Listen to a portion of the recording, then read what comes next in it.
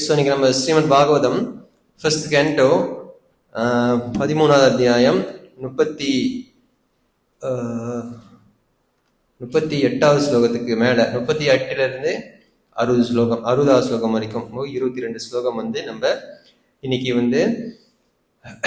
பார்க்க போனா ஸோ நம்ம பார்ப்போம் எவ்வளவு நேரத்துல நம்ம கவர் பண்ண முடியும்னு. ஸோ நம்ம இப்ப 13வது அத்தியாயத்துல இருக்கிறோம். நம்ம தெரியும் இது வரைக்கும் ஸ்ரீமத் பாகவதத்துல நிறைய கதாபாத்திரங்கள் நம்ம பார்த்துட்டோம். பீஷ்மரை பார்த்தோம், குந்தியை பார்த்தோம், பாண்டவர்களை பார்த்தோம், அப்புறம் விதுரரும் வந்துட்டாரு. இப்ப நாரத முனிவர் வந்து போறாரு. இந்த மாதிரி கதைகள்லாம் நம்ம பாக்குறோம். வியாசர கதை பார்க்கிறோம். இந்த மாதிரி எல்லாம் பார்த்தாலும் நம்ம ஒன்றும் சுகதேவ கோஸ்வாமி பரீட்சித் மகாராஜ் கதைக்கு நம்ம ஒன்றும் வரல. ஏன்னா இப்ப நம்ம ஃபர்ஸ்ட் கேண்டோல தான் இருக்கிறோம். அத்தியாயம் இறுதியில தான் அவங்களுடைய வரவை நம்ம பார்க்கலாம். அப்போ இந்த அத்தியாயம் முடிந்த உடனே அடுத்த அத்தியாயம் கிருஷ்ணருடைய மறைவு, கிருஷ்ணருடைய டிஸ்அப்பியரன்ஸ் ஆஃப் லார்ட் கிருஷ்ணா. அதற்கப்புறம் பாண்டவர்கள் இந்த அரசிய ராஜ்யத்திலிருந்து அவங்க ஓய்வு பெற காலம். அதுக்கப்புறம் பரீட்சித் மகாராஜ் வருவாரு. அப்புறம் கலிய புருஷனுடைய அறிமுகம், அப்புறம் சுகதேவ கோஸ்வாமி. அப்ப நம்ம 17வது அத்தியாயத்துக்கு மேல சாப்டருக்கு மேல நம்ம அதெல்லாம் பார்க்கலாம். ஸோ நம்ம இன்னும் ஸ்ரீமத் பாகவதத்துல இன்னும் ஆரம்பத்துல ஃபர்ஸ்ட் கேண்டோல 13வது அத்தியாயத்துல நம்ம இருக்கிறோம். ஸோ நம்ம ஏற்கனவே 60% ஃபர்ஸ்ட் கேண்டோ முடிச்சாச்சு. இன்னொரு 5 அத்தியாயங்கள் இருக்கு. இன்னைக்கு நம்ம முடிச்சிட்டோம். இன்னும் 5 அத்தியாயங்கள் இருக்கு. ஸோ செகண்ட் கேண்டோ போனீங்கன்னா 10 சாப்டர் நினைக்கிறேன். 10 சாப்டர் தான் நினைக்கிறேன்.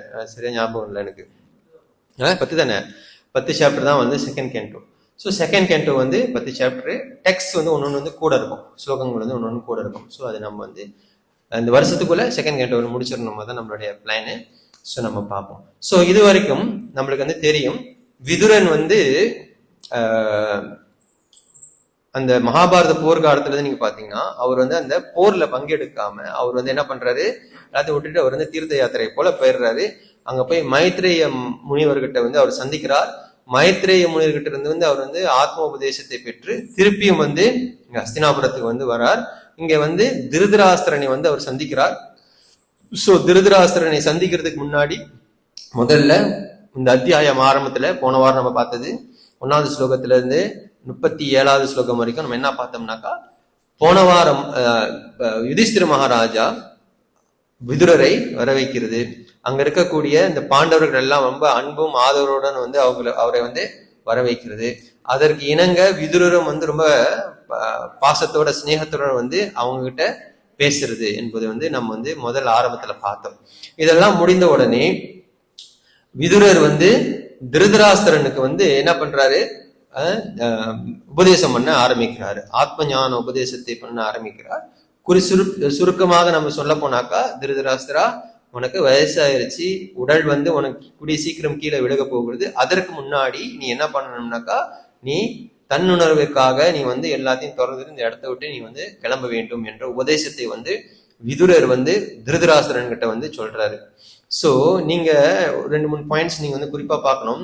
நம்ம இதற்கு முன்னாடி நம்ம என்ன பார்த்தோம்னாக்கா, முக்கியமா திருதராஷ்டிரனுக்கு விதுரர் கொடுத்த உபதேசங்கள்ல நம்ம முக்கியமா என்ன பாக்குறோம்னாக்கா, நீ இந்த வீட்டுல இருக்கக்கூடாது, உன் உடம்பு வயசாயிருச்சு, நாய் போல இருக்கிற, இதெல்லாம் சொல்றாரு. இதே ஏன் அவர் அப்படி சொல்றாருனாக்கா, விதுரருக்கு திருதராஷ்டிரனுக்கு அந்த ராஜ்யம், அந்த அரசியல் எல்லாத்துமே தான் பற்று. அதனாலதான் அவர் அங்க அப்படி சொல்றாரு. ஆனால் இதற்கு அப்புறம் யுதிஷ்டிர மகாராஜாவுக்கு நாரத முனிவர் உபதேசம் பண்ணுவார். ஏன்னா யுதிஷ்டிர மகாராஜாவும் அதே அந்த கவலைக்கு ஆளாக போறார். என்ன கவலை? எல்லாரும் கிளம்பிட்டாங்க. திருதராஷ்டிரர், காந்தாரி, விதுரர் எல்லாரும் கிளம்பிட்டாங்க. அந்த கவலையில யுதிஷ்டிர மகாராஜாவும் புலம்ப ஆரம்பிக்கிறாரு.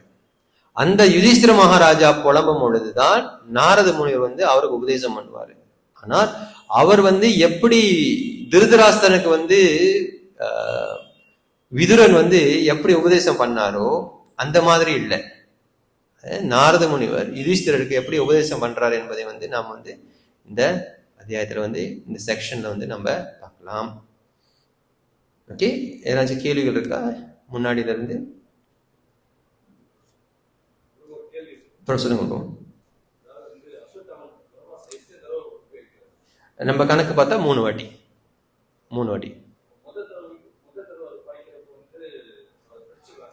ஓகே, பிடிச்சிடுறாங்க. ஆமா, எடுத்துட்டு அனுப்பி விட்டுருவாங்க. ரைட். மறுபடியும் வந்து பாண்டவர்களை தாக்குவாரு. அப்புறம் வந்து உத்தரை அந்த கருவை தாக்குவார் 3 வாட்டி. அது வந்து அந்த அஸ்வத்தாமனுடைய சாப்டர் வந்து 7 சாப்டரா 9 சாப்டரான்னு தெரியல. அதுல வந்து ஆரம்பத்திலேயே வந்து பார்க்கலாம். கிருஷ்ணர் வந்து 3 வாட்டியுமே அங்கதான் இருக்கிறாரு.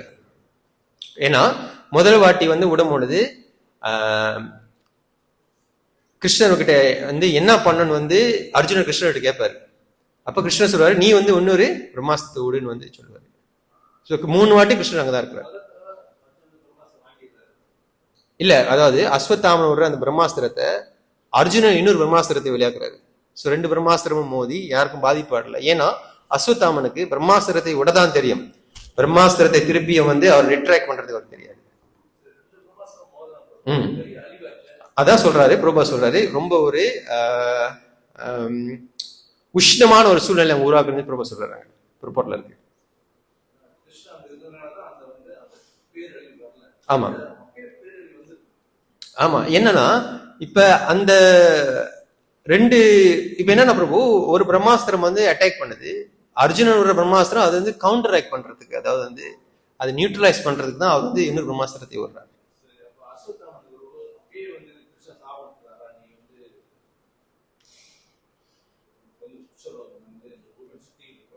அதாவது ஸ்ரீமத் பாகவத்துல அந்த கதை கிடையாது. அஸ்வத்தாமனுக்கு மகாபாரதத்துக்கு தான் நம்ம திரும்பி போகணும்.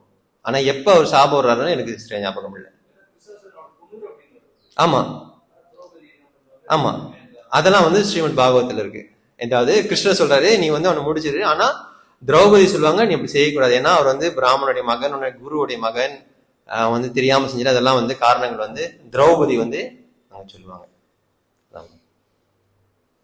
ஓகே, ஆமா, அதெல்லாம் வந்து நம்ம 7th சாப்டர் நினைக்கிறேன், ஞாபகம் இல்லை. 7 சாப்டர் 7 பாதியில ஆரம்பிக்கும், 8 வரைக்கும் அது தொடரும். 7 ஆரம்பத்துல வந்து சில ஞாபகம் இருந்துச்சுன்னா, வியாசர் வந்து அந்த நாரதர் உபதேசம் கேட்டுட்டு அந்த சாஸ்திரத்தை பாகவத்தை எழுதுற கதை வந்து 7th ஆரம்பத்துல வந்து வரும். பாதியில இருந்து வந்து அவன் வந்து யாரு அஸ்வத்தாமனுடைய கதை வந்து வரும். ஓகே, நம்ம வந்து நான் நினைக்கிறேன் போன வாரம் நான் வந்து ஒரு கேள்வி கேட்டிருந்தேன். ஓகே, என்ன கேள்வி யாருக்காச்சும் ஞாபகம் இருக்கா? 13வது சாப்டர் 37வது ஸ்லோகம். ஆமா, 37வது ஸ்லோகத்துல இருந்து நான் ஒரு கேள்வி கேட்டிருந்தேன். 13:37.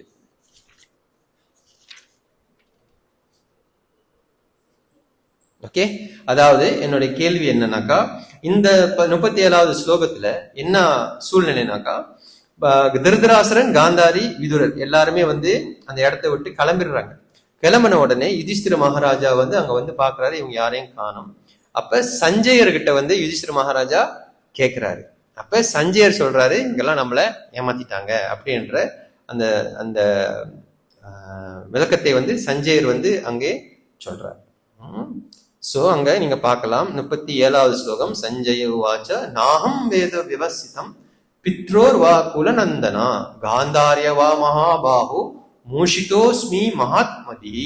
அதாவது முஷிதோ அப்படின்னாக்கா, நான் இவங்க சிறந்த இந்த கிரேட் சோல்ஸ் யாரு, இந்த 2 சித்தப்பா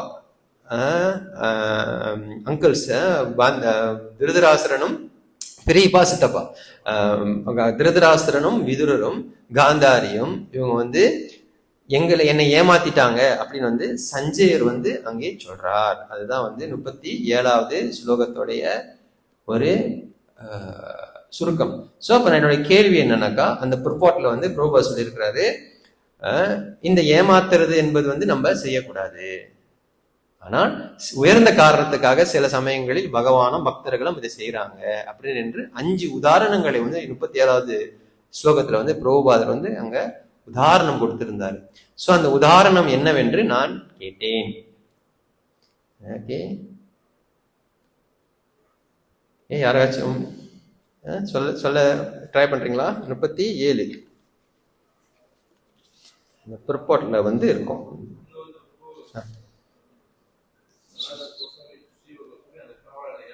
ரைட், அது இருக்கு. சனாதன கோஸ்வாமி அங்க உங்களுக்கு தெரியும் அந்த கதை. ரூப கோஸ்வாமியும் சனாதன கோஸ்வாமியும் அங்க ஜெயில இருக்கும் பொழுது, முக்கியமா சனாதன கோஸ்வாமி அவருக்கு தேவைப்படுற அந்த நாணயத்தை கொடுத்து அங்கிருந்து ஏமாத்திட்டு கிளம்புறாரு. அது ஒண்ணு. ஓகே, இன்னும் 4 பிற்போட்டிலே தான் இருக்கும். இது வந்து நீங்க படிக்கலாம் அந்த பிற்போட்டு 37. சொல்லுங்க. ஆமா, ரைட். அது கடைசியில சொல்லுவாரு நினைக்கிறேன் பிரபுபாதருடைய வாழ்க்கையும் வந்து பிரபுபாதர் சொல்றாரு. பார்க்கலாம், நீங்க பாருங்க. பிரபுபாதர் சொல்றாரு, வி ஆல்சோ. பிரபுபாதர் நீங்க பாத்தீங்கன்னா அவருடைய பிற்போட்ல வந்து அவரை பத்தி சொல்லும் போது ஆய் என்ற வார்த்தையை பயன்படுத்த மாட்டார். எப்பொழுதுமே வி அந்த மாதிரி தான் பயன்படுத்துவாரு. பிரபுபாதர் பிற்போட் நீங்க படிச்சீங்கன்னா தெரியும். பிரபுபாதர் சொல்றாரு, லாஸ்ட் பேராகிராஃப் கடைசி 3 லைன்ல வந்து பிரபுபாதர் சொல்றாரு, we also had the same opportunity to cheat the family. ரைட்டா? ஒன்னு பிரபுபாதர், இன்னொன்னு சனாதன கோஸ்வாமி சைதன்ய மகாபிரபு சந்திக்கிறதுக்காக ஏமாத்துறாங்க. 2, 3வது ஆமா ரைட், அந்த அஸ்வத் அந்த குதிரைய யானை செத்து போச்சு என்று, அது ஒரு உயர்ந்த நோக்கத்துக்காக அந்த பிரபுபாதர் வந்து முதல் எக்ஸாம்பிளே வந்து அதான் எடுக்கிறாரு. அந்த யுதிஷ்டிரனும் கிருஷ்ணரை ஏமாத்தின அந்த கதை. 2வது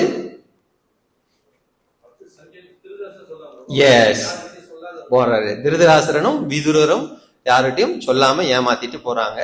அப்புறம் 4வது வந்து நீங்க பாத்தீங்கன்னா பிரபுபாதர் வந்து ரகுநாத தாஸ் கோஸ்வாமியோடைய உதாரணத்தை வந்து எடுக்கிறாரு.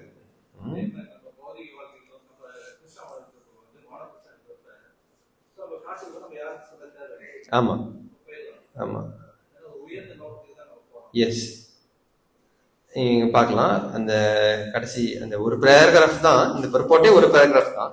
பிரபு சொல்றாரு, similarly Raghunatha Das Goswami also cheated his priest and left home. அவர் தெரியும், ரகுநாத தாஸ் கோஸ்வாமி பெரிய பணக்காரர், ஜமீன்தார் போல வாழ்றவர் வந்து. அப்ப என்ன ஆகுதுனாக்கா, அங்க அவங்க அப்பா வந்து இதா இருக்கும்போது காவலாளியை வந்து ஏமாத்திட்டு ரகுநாத தாஸ் கோஸ்வாமி வந்து அங்க கிளம்புறாரு. தான் அந்த 5 உதாரணங்கள் என்று நம்ம இங்க பார்த்து புரிஞ்சுக்கணும். ஓகே, இன்னைக்கு 38வது ஸ்லோகம். ஓகே, இப்ப 38லிருந்து 60வது ஸ்லோகம் வரைக்கும் ஒரே செக்ஷன் தான். அது வந்து இந்த ஒரு செக்ஷன்ல வந்து நம்ம வந்து அது உள்ளுக்கு வந்து சப் செக்ஷன்ஸ் இருக்கும். ஆனா பரவாயில்ல, அது விட்டுலாம். பட் இந்த ஒரு செக்ஷன்ல இப்ப என்ன நடக்க போகுதுனாக்கா, நாரத முனிவர் வந்து வரார். ஏன்னா இதுக்கு முன்னாடி வந்து கடைசியா நம்ம எங்க கதையை விட்டோம்னாக்கா, யுதிஷ்டிரர் சஞ்சயர்கிட்ட கேட்கிறாரு, விதுரனும் திருதராசரனும் எங்கே? அதற்கு சஞ்சயர் சொல்றாரு, நம்மள ஏமாத்திட்டாங்க.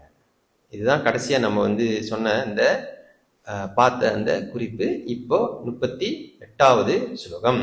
ஓகே, பார்க்கலாம். அதா ஜகமா பகவான் நாரதா சஹ தும்புரு பிரத்யுத்தாயா விவாத்யாஹ சானுஜோர்மச்சாரியன் முனீர். ஓகே, டிரான்ஸ்லேஷன் படிங்க. இங்கிலீஷ் போட்டு பரவாயில்ல, படிங்க. இல்ல Tamil, anything. While Sanjaya was thus speaking, Sri Narada, the devotee of the Lord, appeared on the scene carrying his kumburu. Maharaj Yudhishthira and his brothers received him properly by getting up from their seats and offering obeisances. Okay, இப்ப அந்த இடத்துக்கு யார் வரா? நாரதர் வந்து வராரு. அப்போ நீங்க வந்து இதுல வந்து பார்க்கலாம், இந்த இதுல வந்து அதாஜகம பகவான் நாரதர் என்று வந்து அங்க வேர்ட் டு வேர்ட் மீனிங்ல வந்து பார்க்கலாம். பிரபுபாத் அந்த பர்போட்டை விளக்குறாரு. ஏன் வந்து நாரதரை வந்து நம்ம வந்து பகவான் என்று கூப்பிடுறோம்னாக்கா, பிரபுபாத் சொல்றாரு, தேவர்ஷி நாரதா இஸ் டிஸ்கிரைப்ட் as பகவான் due to his being the most confidential devotee of the Lord. பகவானுக்கு ரொம்ப நெருங்கிய பக்தராக இருக்கிறதுனால இங்கே அவரை பகவான் என்று குறிப்பிடுகிறோம் என்று பிரபுபாத் பர்போட்ல சொல்றாரு. ரொம்ப சொல்றாரு. The Lord and his very confidential devotees are treated on the same level சொல்றாரு. ரொம்ப சொல்றாரு, குருவையும் ஆச்சாரியர்களையும் பகவானையும் ஒரே நிலையில நாம் வணங்க வேண்டும். But those who are actually engaged in loving service of the Lord, பகவானுக்கு சேவை செய்யறவங்க என்ன பண்றாங்க, ஆச்சாரியனையும் பகவானையும் சமமா பாக்குறாங்க. அதற்காக நம்ம மாயாவாதி கிடையாது, எல்லாம் ஒண்ணுன்னு சொல்றது. அதாவது என்ன சொல்றோம்னாக்கா, சமம்னாக்கா குருவுடைய கருணை இல்லாமல் கிருஷ்ணர் கருணை நாம் அடைய முடியாது. அதுதான் அதனுடைய கருப்பொருள். ஓகே, இதுதான் இங்க நடக்குது. இப்ப நாரதர் அங்கே வந்துட்டார். நாரதர் அங்க வந்த உடனே அடுத்து என்ன நடக்க போகுது என்று பாத்தீங்கன்னா 39வது ஸ்லோகம். யுதிஷ்டிர உவாச்சா நாஹம் வேதா கதிம் பித்ரோர் பகவான் க்வா கதா பிதா அம்பாவாஹத புத்ரார்த்தம் क्वागता च तपस्विन क्वागता च तपस्विन. ट्रांसलेशन पढ़ेंगे.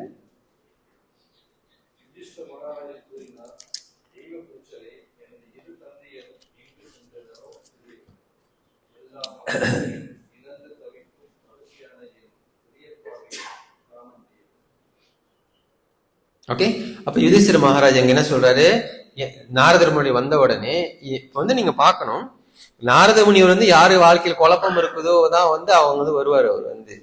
அவரு குழப்பறவர் கிடையாது. ஆக்சுவலி குழம்பி போயிருக்கிற ஜீவராசிகளோ இல்ல மத்தவங்களோ சரி பண்றதுக்காக நாரதர் வர்றாரு. எங்க வராரு, ஆரம்பத்துல யாரு குழப்பம் அடைகிறா, ஸ்ரீமத் பாகவதம் ஆரம்பத்துல வியாசர்.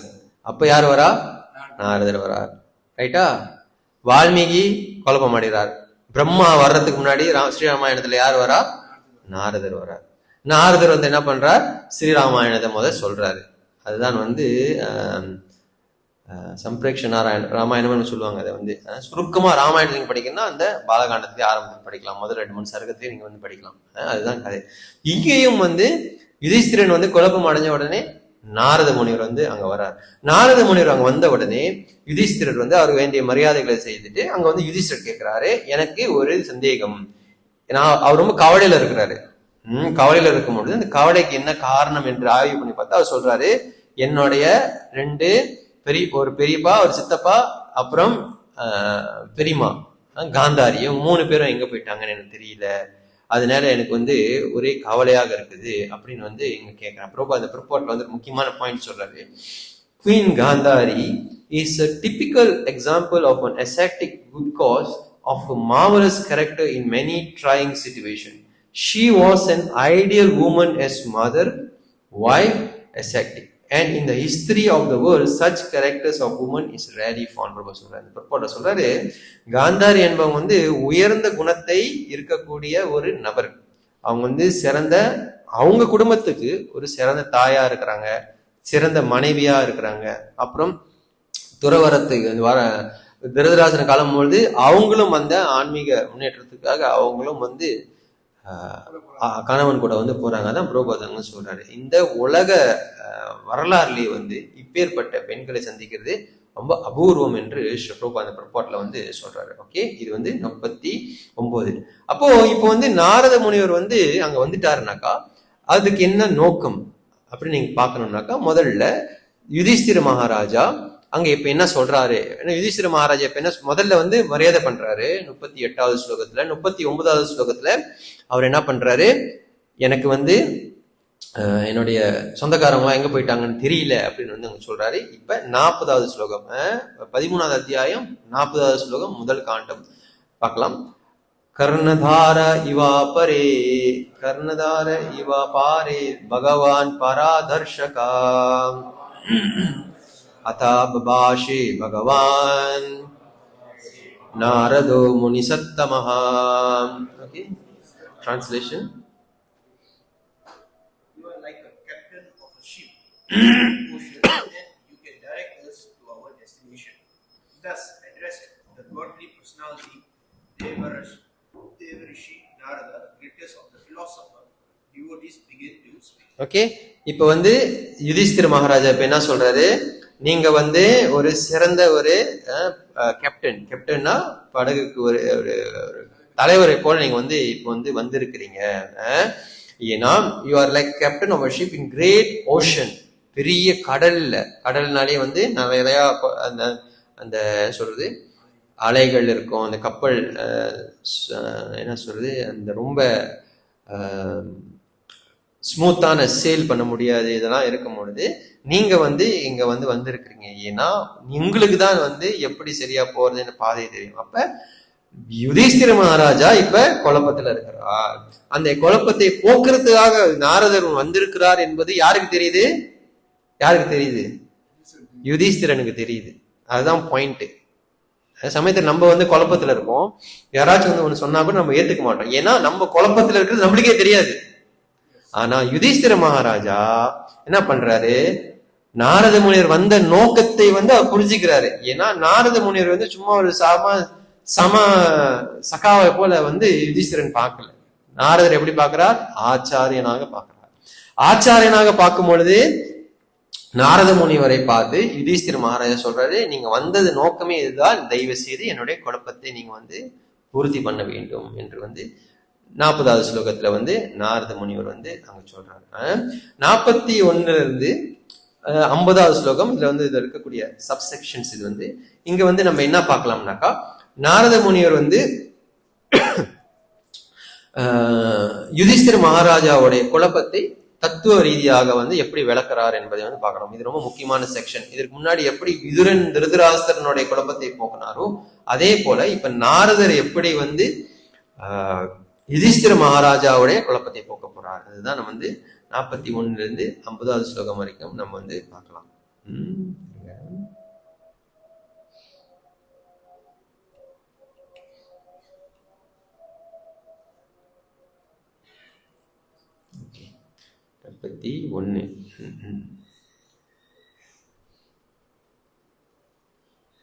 இப்போ நீங்க நல்லா புரிஞ்சுக்கணும். அதாவது யுதிஷ்டிர மகாராஜா ஒரு கவலை, ஒரு குழப்பம். என்ன கவலை, என்ன குழப்பம்? அவருக்கு வேண்டியவங்க அவரை விட்டு போயிட்டாங்க. அப்ப யுதிஷ்டிர மகாராஜா என்ன நினைச்சுக்கிறாரு? இவங்க போனதுக்கு காரணம் யாரு? அவரு நினைச்சுக்கிறாரு. ஆரம்பத்திலே நம்ம போனவங்க அதை பார்த்துட்டோம், அந்த விளக்கத்தை எல்லாம். அவர் நினைச்சுக்கிறாரு, என்னாலதான் திருதராஷ்டிரன், காந்தாரி, முக்கியமா அவங்க 2 பேரும் என்னாலதான் இந்த இடத்த விட்டு போயிருக்கிறாங்க என்பதை வந்து அந்த ஒரு கோணத்துல இருந்து யுதிஷ்டிர மகாராஜா சூழ்நிலையை வந்து பார்க்கிறாங்க. அதற்கு விளக்கத்தை வந்து நாரத முனிவர் அதோட விளக்கத்தை வந்து நாரத முனிவர் இந்த ஸ்லோகத்துல இருந்து ஆரம்பிப்பாங்க. சோ இங்க நீங்க வந்து பார்க்கலாம் 41வது ஸ்லோகத்துல வந்து நீங்க பார்க்கலாம். நாரத உவாச்சா மா கஞ்சனா சுச்சோ ராஜன் யத் ஈஸ்வரா வசம் ஜகத் லோகாஷபாலயஷ்யமே வஹந்தி பலிம் ஈஷிது சா சம்யுனக்தி பூதானி சாஏவ வியுனக்தி ச. ஓகே, டிரான்ஸ்லேஷன் படிங்க யாராச்சும். Sri Narada said, "O pious king, do not lend them for anyone. Anyone is under control of supreme law. Therefore, all living beings and their leaders carries on wishing to be well protected. It is he only who brings them together and disperses them." Okay, இங்க நீங்க பார்க்கலாம் நாரத முனிவர் வந்து முதல்ல எப்படி ஆரம்பிக்கிறாருனாக்கா, நீங்க முதல்ல வந்து இதற்காக நீங்க வந்து கவலைப்படக்கூடாது. ஏன்னா அது வந்து ஒரு முக்கியமான வாக்கியம் இந்த ஸ்லோகத்துல எதுனாக்கா, யத் ஈஸ்வர வசம் ஜெகத். யத் ஈஸ்வரனாக்கா, ஈஸ்வரனாக்கா யாரு? பகவான். வசம் ஜெகத்னா இந்த ஜெகத்தை, இந்த படைப்பே வந்து அவருடைய வசத்துக்கு கீழே இருக்கு அப்படின்னு வந்து முதல்ல வந்து அவங்க சொல்றாரு. அதாவது எவ்ரிஒன் சொல்றாரு, everyone is under the control of supreme law. அந்த பகவானுடைய வசம் அல்லது இந்த பகவானுடைய கட்டுப்பாட்டின் கீழே தான் எல்லாமே இங்க இருக்குது என்றதை வந்து முதல்ல வந்து நாரதர் வந்து சொல்றாரு. அப்ப எல்லாமே பகவானுடைய கட்டுப்பாட்டு கீழே இருக்கிறதுனா நம்ம சந்திக்கிறது, பிரியறது எல்லாம் யாரு காரணமாக இருக்க வேண்டும்? ஏன்னா 7th கேண்டோ படிச்சீங்கன்னா ஹிரண்யகசிபுடைய அண்ணன் யாரு? ஹிரண்யாக்ஷன். அவனை வந்து சாக அடிச்ச உடனே வராங்க. அவங்க அம்மா வந்து ரொம்ப கவலைப்படுறாங்க. கவலைப்பட்டு புலம்பி தள்ளுறாங்க. 7th canto நீங்க வந்து படிக்கலாம். புலம்பி தள்ளும் போது இரண்யகசிப்பு என்ன சொல்றான்? தத்துவத்தை பேசுறாரு. ஒரு எக்ஸாம்பிள் வந்து பிரபு எடுக்கிறாரு, ரொம்ப முக்கியமான டிரான்ஸ்லேஷன் ப்ரொபோர்ட்ல பிரபு சொல்றாரு. இரண்யகசிப்பு என்ன சொல்றானாக்கா, அம்மா நானு நீங்க, அப்கோர்ஸ் நான் பேராஃப்ரைஸ் பண்றேன், நானு நீங்க என்னோட சகோதரர் நம்ம எல்லாம் வந்து தற்காலிகமான வாழ்க்கை. எப்படி ஒரு சாப்பாடு கடையில நிறைய பேர் ஒன்னா உட்காந்து சாப்பிட்டு திருப்பியும் கடைஞ்சு போறோமோ அதே போலதான் இந்த வாழ்க்கை என்ற அந்த உபதேசத்தை இரண்யகசிப்பு அவங்க அம்மாவுக்கு உபதேசம் பண்றான். புரியுதுங்களா? அதாவது இந்த நிரந்தரம் இல்லாத இந்த உலகத்துல கொஞ்ச நேரம் கூடுறோம், கொஞ்ச நேரம் காணா போயிடும். ஆனா அந்த கூடுற கால் நம்மளுக்கு எப்படி இருக்கு? ரொம்ப நீட்டா தெரியுது. ஏன்னா நம்மளுக்கு வயசு 100, நம்மளுக்கு 50 வயசு ரொம்ப பெருசா இருக்கு. 10 வருஷம் எக்ஸாம்பிள், எனக்கு வந்து ஒரு பிள்ளை பிறந்துருச்சுனாக்கா, அந்த பிள்ளைய நான் வந்து 10 வயசு வரைக்கும் வளர்ந்தாலே 11 வயசுல அந்த பிள்ளை செத்து போச்சுனாக்கா அதுக்காக நான் எவ்வளவு கவலைப்படுவேன்? ரொம்ப கவலைப்படுவேன். ஆனா 10 வருஷம் நீங்க பாத்தீங்கன்னா ரொம்ப குறைவான ஒரு நேரம் தான். ஆனா நம்ம என்ன நினைச்சுக்கிறோம்? ரொம்ப நீண்ட காலம் என்று நினைக்கிறோம். பிரம்மனுடைய வயசை பார்த்தாக்கா இது வந்து சும்மா ஒரு நொடி போல இருக்கும். ஆனா பாயிண்ட் இப்ப வந்து இங்க நாரதர் என்ன சொல்றாருனாக்கா, எட் ஈஸ்வர வசம் ஜெகத், எல்லாமே அந்த ஈஸ்வரனுடைய வசத்துக்கு கீழே இருக்கிறதுனால 2 விஷயமும் அவர்தான் காரணம் என்று இங்க வந்து சொல்றாரு. என்னது? ஒண்ணு சம்யு நக்தி, ஒண்ணு வியு நக்தி. என்னது அப்படின்னாக்கா ஒன்று சேர்றதும் பிரியறதும். சரியா? அப்ப ஒரு குடும்பத்துல எல்லாரும் ஒண்ணு சேர்றதும் எல்லாரும் பிரிஞ்சு போறதும் அதுக்கு காரணம் யாரு நீங்க பாத்தீங்கன்னாக்கா பகவானுடைய வசத்துக்கு கீழே இருக்கிறதுனால யுதிஷ்டிரா நீ அதுக்கு காரணம் கிடையாது என்றதை வந்து சொல்றாரு.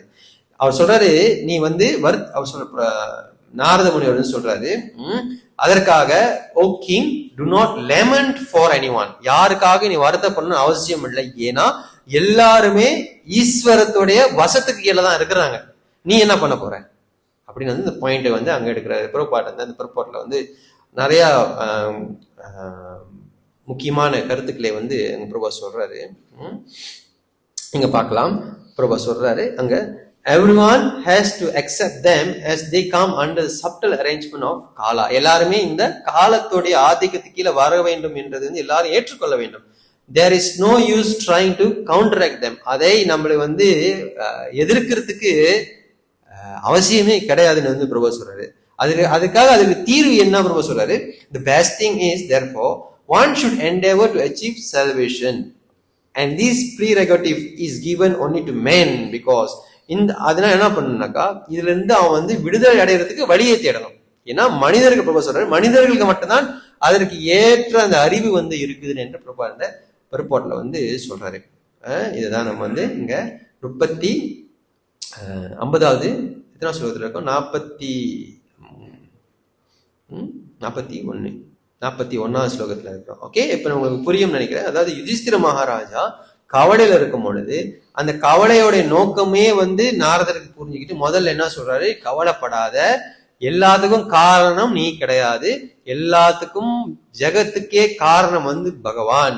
நீ வந்து ரிதராசுரன் காந்தாரி விதுர கூட இப்ப வந்து இப்ப சேர்றனா பிரிந்து போறதும் சேர்றதுக்கும் காரணம் யாரு? அதுவும் இந்த ஈஸ்வரன் தான் என்று வந்து அந்த பாயிண்டை வந்து அங்க எடுக்கிறாரு. அப்போ ஜீவகோஸ்வாமி இங்க என்ன சொல்றாருனாக்கா, இந்த ஸ்லோகம் என்ன சொல்லுதுனாக்கா, ஜீவகோஸ்வாமி சொல்றாரு, உலகத்துல இருக்க எல்லா விஷயமுமே வந்து பகவானை சார்ந்துதான் இருக்குது என்று ஜீவகோஸ்வாமி இந்த கருத்தை வந்து அங்க சொல்றாரு. அதாவது உலகத்துல என்ன நடக்குது, நடக்கல, போகுது, வருது, எல்லாமே வந்து டிபெண்ட் ஆன் த லார்ட் அப்படின்னு வந்து ஜீவகோஸ்வாமி சொல்றாரு. ஆனா நம்மளுக்கும் வந்து இது தெரியும் தானே, உலகத்துல இது நடக்கிறதுக்கு காரணம் இதுதான். உலகத்துல வந்து அதாவது உலகம், குடும்பத்துல எல்லாமே நம்மளுக்கு புரியும், பிலாசபி புரியும். திடீர்னு யாராச்சும் செத்து போயிட்டா அப்ளை பண்ண முடியாது. இப்ப ஹரே கிருஷ்ணா முதல்ல என்ன சொல்லி கொடுக்குறோம்? நம்ம நான் வந்து உடல் இல்லை.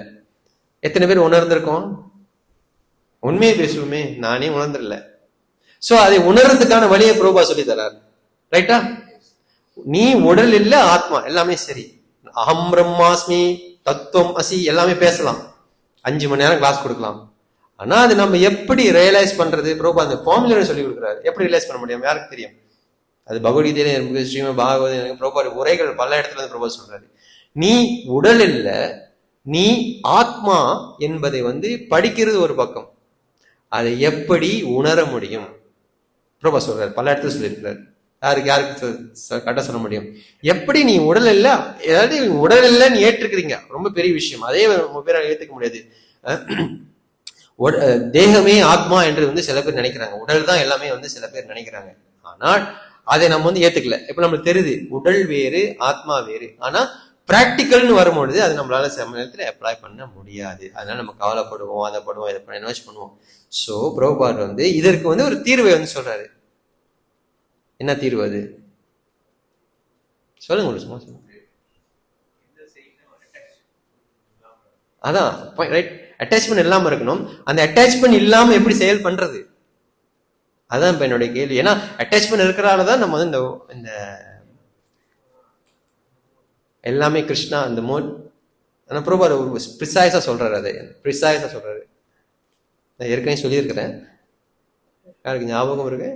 அதாவது நீ உடல் இல்ல, நீ ஆத்மா என்று நீ உணரணும்னாக்கா முதல்ல நீ வேற ஆளுடைய சொத்து நீ முதல்ல உணரணும். அதாவது நீ எல்லாருக்கும் தெரியும் இந்த ஸ்லோகம், சைதன்ய சரிதாமிரத்துல ஜிவேர ஸ்வரூபாய் கிருஷ்ணேர நித்யதாஸ் அப்படின்னு ரொம்ப பேசுறவங்க எல்லாம் இதான் பேசுவாங்க, கிருஷ்ணதாஸ் கிருஷ்ணதாஸ்ன்னு, ரைட்டா? ஆனா கிருஷ்ணதாஸ் எல்லாருக்கும் தெரியும்.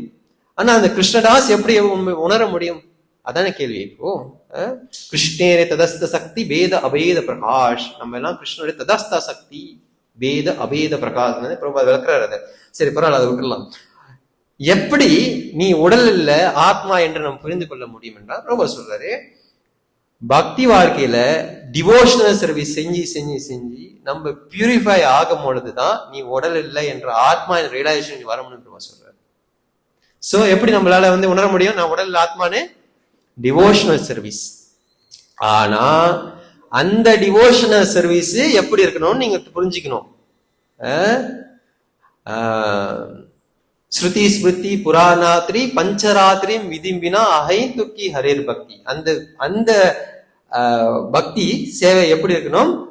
ஸ்ருதி ஸ்மிருதி புராணாத்ரி பஞ்சராத்திரி விதிம்பினா, வேதங்கள் சாஸ்திரங்கள் புராணங்கள் பாஞ்சராத்திர ஆகமங்கள் இது எப்படி சொல்லுதோ அந்த மாதிரி டிவோஷனல் சர்வீஸ் நம்ம பயிற்சி பண்ணணும், ஒரு குருவுடைய கட்டளைக்கு கீழே. அந்த மாதிரி நம்ம செய்யாம நம்ம சொந்தத்துல செஞ்சோமாக்கா அதுக்கு அர்த்தம் சொல்றாரு கிரியேட்டிங் டிஸ்டர்பன்ஸ் ஃபார் சொசைட்டின்னு சொல்றாரு. தொல்லையை உருவாக்குன்னு சொல்றாரு. அதான் பாயிண்ட். சோ நம்மளுக்கு எல்லாருக்குமே தெரியும் நான் உடலுடைய ஆத்மா. அதை நம்ம எப்படி புரிந்து கொள்ள முடியும்னாக்கா டிவோஷனல் சர்வீஸ் செய்யணும். அப்ப அந்த டிவோஷனல் சர்வீஸ் செய்யும் பொழுதே நம்ம எப்படி செய்யணும்னாக்கா, என்னால செய்ய முடியறது எதுவுமே கிடையாது, நான் செய்யறது குரு கிருஷ்ணாவுடைய கருணையினால, அதை நம்ம இம்பாய் பண்ணிக்கணும். இல்லைன்னா நம்ம என்ன நினைச்சுக்கோம், நான் தானே செய்யறேன், நான் தானே கிளாஸ் கொடுக்குறேன், நான் தானே சமைக்கிறேன், நான் தானே மிருதங்க அடிக்கிறேன், எல்லாம் நான் வந்துருவாங்க. அப்ப நீங்க நான் வந்துட்டீங்கன்னாக்கா அது கிருஷ்ண கான்சியஸ் கிடையாது, அது மாய் கான்சியஸ் ஆயிரும். அப்புறம் என்ன, அப்பதான் நீங்க எதிர்பார்க்க ஆரம்பிப்பீங்க, என்ன யாராச்சும் புகழ்வாங்களா, எனக்கு ஒரு 50 ரூபாய் கொடுப்பாங்களா, இல்ல எதனாச்சும் கிளாஸ் கொடுக்க சொல்லுவாங்களா. பட் அப்ப நமக்கு என்ன ஆயிடுச்சு, கிருஷ்ண கான்சியஸ் மாய் கான்சியஸ் வந்துடும். அப்ப மாய் கான்சியஸ் அங்க வந்துருச்சுனாக்கா நம்ம என்ன பண்ண ஆரம்பிப்போம், நம்மளுக்கு எது சாதகமா இருக்கோ அதை மட்டும் நம்ம பிளாக் பண்ணி எடுத்துக்கோ. இதுதான் ப்ராப்ளம். சோ உடல்ல ஆத்மா என்று உணர்றதுக்கு முக்கியமான காரணம் டிவோஷனல் சர்வீஸ். ப்ரோபர் பல இடத்துல இது சொல்றாரு, உரையிலையும் சொல்றாரு, கான்வர்சேஷன் நீங்க படிக்கலாம். அந்த உணர்வு எப்படி வரும்னாக்கா டிவோஷனல் சர்வீஸ் எப்படி குருமார்கள் எப்படி சொல்லி கொடுக்குறாங்களோ அந்த மாதிரி செய்யணும் என்று நம்ம புரிஞ்சுக்கணும். அதுதான் இந்த ஸ்லோகத்துடைய அர்த்தம். அடுத்து 42வது ஸ்லோகம். யதாகாவோ நசி ப்ரோதாஸ் தஞ்சாம் பத்தாச்சா நாமபீர் வாக்தந்தியம் நாமபீர் பத்தா வஹந்தி பலிம் ஈஷிது. Translation. As a cow bound to the nose by a long rope is conditioned to sow, also human beings are born by different Vedic injunctions and are conditioned to obey the orders of the Supreme. Okay, நீங்க பார்க்கலாம், இதுல ஒரு analogy கொடுக்குறாங்க, ஒரு பசுவோடைய உதாரணத்தை அங்க கொடுக்குறாங்க, அப்புறம் கயிறுடைய உதாரணத்தை அங்க கொடுக்குறாங்க. அப்படின்னாக்கா பிரபுபாத் அப்படின்னு சொல்றாரு. As a cow bound through the nose by a long rope is condition. அதாவது ஒரு காளமாடு தான் இருக்காங்க இருக்கு அந்த நாங்கள் அந்த காளமாடை வந்து அந்த கயிறு அந்த மூக்குல அந்த மூக்கணாங்கயிறு கட்டிட்டு பெரிய கயிறு வந்து இருக்கும் பொழுது அந்த காளை மாடு வந்து எந்த வசதி கீழே இருக்கு அந்த கயிறு அவன் கண்ட்ரோல் பண்றான் இல்லையா அந்த கட்டுப்பாட்டு கீழே தான் வருது. சுப்ரபா சொல்றாரு டிரான்ஸ்லேஷன்ல also human beings are bound by different Vedic injunctions and are conditioned to obey the orders of God. அப்ப எப்படி இந்த காளை மாடு அந்த மூக்கணாங்கயிறால கட்டுப்படுத்தப்படுகிறதோ அதே போல ஜீவராசிகள் எல்லாருமே கட்டுப்படுத்தப்படுகிறார்கள். எப்படின்னாக்கா அதான் வந்து இங்க பிரபுபாதர் வந்து அங்க சொல்றாரு a condition are bound by the different Vedic injunctions. அதாவது இப்போ அந்த காளமாடை வந்து கட்டுப்படுத்துது அந்த மூக்கணாங்கயிறுல இருக்கக்கூடிய நீட்டு கயிறு. அப்போ அந்த நீட்டு கயிறு வந்து இப்ப என்ன நம்மளுக்கு இந்த வேடிக் இன்ஜங்ஷன்ஸ், அதாவது வேதத்துல குறிப்பிட்டு சொன்ன போல பல விதிமுறைகள் என்று வந்து இங்க பிரபுபா சொல்றாரு. ஆனால் இதுல இருந்து நம்ம மீற முடியுமான்னு கேட்டாக்கா முடியாது. பிரபுபா சொல்றாரு condition to obey the orders. அப்ப இந்த வேடிக் இன்ஜங்ஷன் எங்க இருந்து வருது? பகவானுடைய வாக்கு. சோ அதனால இந்த பகவானுடைய வாக்கான இந்த வேடிக் இன்ஜங்ஷன்ஸ்ல இருந்து நம்மளால மீள முடியாது என்பதுதான் வந்து இங்கே வந்து நாரதர் வந்து அங்க சொல்றாரு. பார்க்கலாம். அதாவது ஒரு நீட்டு கயிறு அந்த காளை மாடு மூக்கணாங்கயிறு கட்டுப்பட்டு எப்படி இருக்குதோ அதே போல இந்த நீட்டு கயிறு இந்த மனிதர்களுக்கு எதிராக இந்த நீட்டு கயிறுனாக்கா இந்த வேதத்துல இல்ல சாஸ்திரத்துல இல்ல ஆச்சாரியர்கள் சொல்லி கொடுத்த நம்மளுக்கு பல வகையான ரூல்ஸ் அண்ட் ரெகுலேஷன்ஸ் புரியுதுங்களா? அதான் வேடிக் இன்ஜங்ஷன் நம்ம புரிஞ்சுக்கணும். சோ இந்த காளமாடுக்கு இந்த மூக்கணாங்கயிறு ஏன் கட்டுறாங்க? அதனுடைய நல்லதுதான். இல்லைன்னா அதை என்னாச்சுமே யாரையாச்சும் நோண்டிட்டு சுட்டு போட்டுவான். அதே போல இந்த வேடிக் இன்ஜங்ஷன், இந்த ரூல்ஸ், இந்த ரெகுலேஷன் எதற்கு? நம்மளுடைய நல்லதுக்கு. சில பேர் நினைச்சுக்குவாங்க பிரபு ஏசுறாரு, குரு ஏசுறாங்க, நம்ம தலையில கொட்டுறாங்க, ஏறி மிதிக்கிறாங்க. அது பாயிண்ட் இல்ல. இங்க பாகவதத்துல என்ன சொல்லுது? நம்ம எல்லாருமே காளை மாடு போல மூக்கணாங்கயிறால கட்டப்பட்டிருக்கின்றோம். அது ஏன் வந்து அங்க வந்து வருதுனாக்கா நம்மளுடைய நன்மைக்கு. ஏன்னா இந்த மூக்கணாங்கயிறு வந்து ஒருத்த கண்ட்ரோல் பண்றான். அவன் எங்க பிடிச்சி இழுக்கிறானோ அந்த காலமாடி வேச்சுவலி வந்து அப்படிதான் போகணும். அப்போ இங்க நாரதர் என்ன சொல்றாரு? இந்த வேடிக் இன்ஜங்ஷன்ஸ், இந்த ரூல்ஸ் ரெகுலேஷன் யார் செட் பண்றா? Supreme Lord. சரிங்களா? அப்ப இந்த விதி, இந்த முறைகள், இந்த எல்லா விஷயமுமே வந்து எங்க வருது? பகவான் கிட்ட இருந்து வருது. அதுதான் வந்து பிரபுபாதர் வந்து டிரான்ஸ்லேஷன்ல சொல்றாரு. நீங்க பார்க்கலாம். condition to obey the orders of the Lord. அது வந்து நம்ம வந்து பின்பற்றதுக்கு நம்ம வந்து கட்டுப்பட்டு இருக்கின்றோம். அது பிரபுபாதர் சொல்றாரு. பிரபுபாதர் முக்கியமான ரிப்போர்ட் இது வந்து நீங்க டைம் தான் வெளியே படிங்க. The laws of the Lord are severe because they cannot be disobeyed by any circumstances. The man-made laws may be evaded by cunning outlaws, but in the courts of a supreme lawmaker, there is nothing slightest possibility to neglecting the laws. சொல்றாரு இந்த பகவானுடைய போட்ட அந்த supreme லா சட்டதிட்டங்கள் என்பது வந்து யாராலையும் வந்து மீற முடியாதுன்னு சொல்றாரு.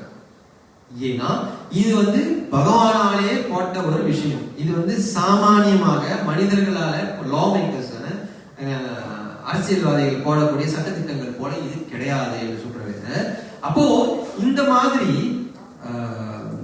சட்டத்திட்டத்துல இருந்து நம்ம நம்மளால செய்ய முடியாம நம்ம வந்து மீண்டு வந்து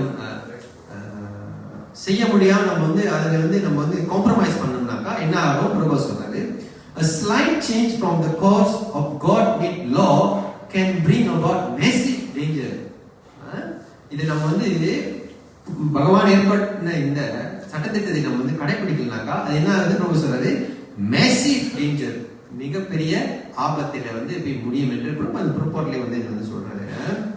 ஸோ நிறைய பாயிண்ட்ஸ் வந்து சொல்றாரு, லீடர் சொல்றாரு, என்னென்னமோ வந்து ப்ரோவா சொல்றாரு. ஓகே, ஆனா இங்க நம்ம என்ன புரிஞ்சுக்கணும்னாக்கா, எப்படி வந்து இந்த வேடிக் இன்ஜங்ஷன் நிறைய சட்டத்திட்டங்கள் வந்து கொடுக்குது, அதே போல நம்ம யாரா இருக்கணும். இப்ப நம்ம என்னது, நம்ம ஒரு பக்தர்களாக ட்ரை பண்ணிட்டு இருக்கோம். நம்ம வந்து நம்மளுக்கு வந்து ஒரு பேர் இருக்கு. என்ன பேரு? நம்ம என்ன பண்றோம்? அந்த பயிற்சிக்கு என்ன பண்றோம்? அந்த பயிற்சிக்கு என்ன பேரு? சாதனா பக்தி செய்யறோம். அந்த சாதனா பக்தியை பயிற்சி பண்றவன் யாரு? சாதகா. சாதன பக்தியை வந்து பயிற்சி பண்றோம். அல்டிமேட்லி கோல் வந்து பகவானை வந்து திருப்தி பண்ணணும். சோ அப்போ நம்ம வந்து பகவானை திருப்தி பண்ணோம்னாக்கா, சாதன பக்தி நம்ம வந்து செய்யும் பொழுது எப்படி செய்யணும்னாக்கா, ஆச்சாரியர்கள் எப்படி சொல்லி தராங்களோ அப்படிதான் செய்யணும். அதை நம்ம வந்து மாற்றவே கூடாது. உதாரணத்துக்கு அந்த ரூல்ஸ் ரெகுலேஷன்ஸ் எல்லாமே வந்து நம்ம அப்படியே கடைபிடிக்க வேண்டும். அதை நம்ம வந்து மாத்தணும்னாக்கா என்ன ஆகும்? ப்ரோவா சொல்றாரு, கிரேட்டஸ்ட் டேஞ்சர் வந்து ப்ரோவா சொல்றாரு. அதுதான் நீங்க வந்து பார்க்கலாம். a slight change can bring about massive danger. கொஞ்சம் நீங்க வந்து சொந்தமா அட்ஜஸ்ட் பண்ணீங்கனாலே நீங்க வந்து மிகப்பெரிய ஆபத்துக்கு நீங்க வந்து ஆளாகுங்க என்று பிரபாகரன் சொல்றாரு. ஓகே, இங்க என்னன்னாக்கா, யுதிஷ்டிர மகாராஜா கிட்ட வந்து நாரதர் சொல்றாரு, எல்லாருமே வந்து முதல்ல சொல்லிட்டாரு, ஒண்ணு சேர்றது பிரியறது எல்லாத்துக்கும் காரணம் பகவான். ஏன்னா அவர் தான் ஜெகத், ஈஸ்வரோ ஜெகத் அப்படின்னு சொல்றாரு. எல்லாமே வந்து ஈஸ்வரம் வசம் ஜெகத் அப்படின்னு சொல்றாரு. இந்த ஜெகத்தே வந்து அவருடைய வசத்துக்கு கீழே தான் இருக்கு. அதனால நீ வந்து அதுக்காக கவலைப்படணும் அவசியம் இல்லை அப்படின்னு வந்து முதல்ல நாரதர் யுதிஷ்டிரர் வந்து சொல்றாரு. அப்படி சொன்ன உடனே இப்ப வந்து இந்த ஸ்லோகத்துல என்ன சொல்றாரு? எல்லாருமே பகவானுடைய சட்டத்திட்டத்துக்கு கீழே வேலை செய்யறதுக்கு எல்லாருமே கட்டுப்பட வேண்டும். எப்படி அந்த காளை மாட்டுக்கு எப்படி மூகனாக கட்டுறாங்களோ அதை போல என்று வந்து இங்கே நாரதர் வந்து சொல்றாரு. அடுத்து 43வது ஸ்லோகம். யதா க்ரீடோபஸ்கரானம் சம்யோகா விகமோ யஹா இச்சாய க்ரீடிது ஷாகம் ததாய்வே சிச்சாயார்ணாம். Translation.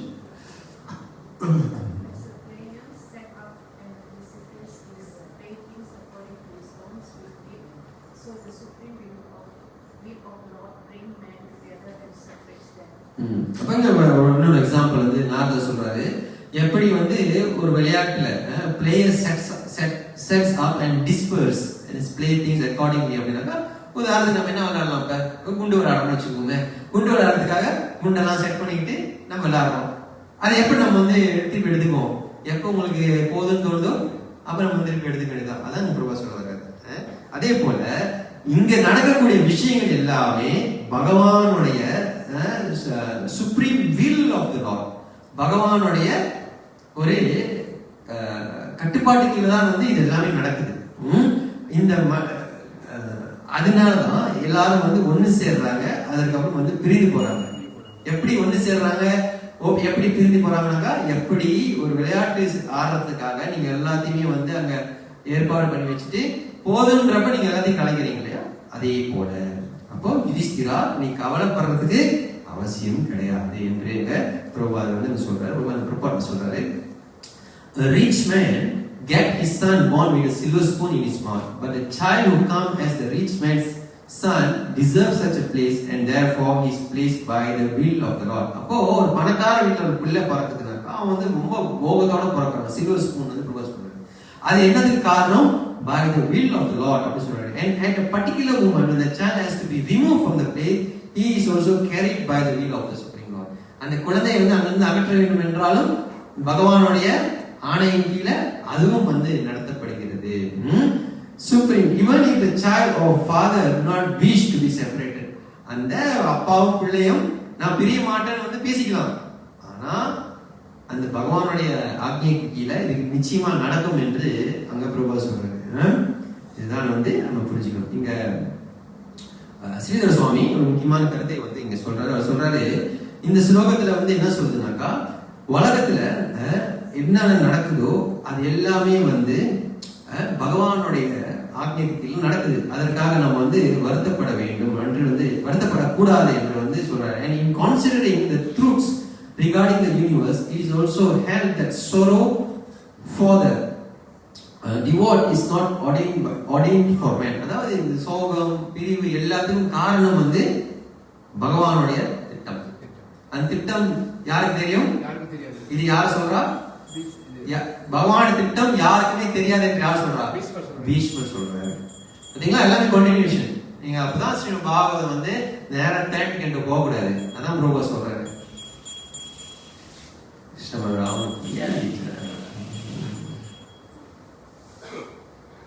Okay, 44 okay. அந்த சூழ்நிலை புரியுதா? என்ன நடக்குது, என்ன யுதிஷ்டிர மகாராஜா கிட்ட நாரதர் என்ன போதிக்கிறாரு உங்களுக்கு புரியும் நினைக்கிறேன். ஸோ 44வது டிரான்ஸ்லேஷன் யாராச்சும் படிங்க.